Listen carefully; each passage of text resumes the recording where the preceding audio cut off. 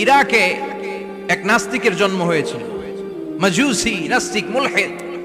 সে বলে বেড়াচ্ছিল আমি স্রষ্টায় বিশ্বাস করি না, কারণ স্রষ্টা দেখা যায় না। ইরাকের লোকেরা বলল আমাদের একজন ইমাম আছে, নাম নু'মান ইবনে সাবিত। কি নাম? নু'মান ইবনে সাবিত, যাকে আমরা ইমাম আল আযম আবু হানিফা বলে চিনি। সবাই বলল তুমি যে স্রষ্টারে খুঁজে পাও না, আমাদের ইমাম তোমারে স্রষ্টা দেখায় দিবে। সুবহানাল্লাহ পড়েন। সে বলল ঠিক আছে, তাহলে তোমাদের ইমামরা আসতে বলো। কবে? সামনের জুমাবারে ঠিক ভর দুপুরে, দুপুর 2টার দিকে জুমার নামাজের পরে আমিও আসবো, তোমার ইমামও আসবে, ডিবেট হবে। দেখি আমি স্রষ্টার বিপক্ষে আর তোমাদের ইমাম স্রষ্টার পক্ষে, দেখি কে জিতে যায়। এই ডিবেট দেখার জন্য হাজার হাজার মানুষ এসেছে ইরাকের কুফা নগরীতে। হাজার হাজার মানুষ এসেছে।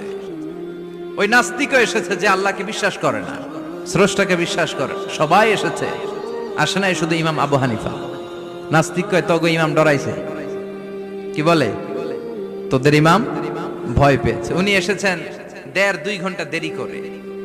1.5 ঘন্টা দেরি করে যখন উনি আসলেন, নাস্তিক বলে আপনার সাথে কোনো কথা নাই, আপনার তো সময়ের জ্ঞানই নাই, আপনার সাথে কিসের আলাপ? ইমাম আবু হানিফা বললেন আইন্দি ওযর, আমার ওযর আছে। কি ওযর? তিনি বললেন আমি যখন ঘর থেকে বেরোই আমার বাড়ির সামনে বিশাল এক নদী পড়ে যায়,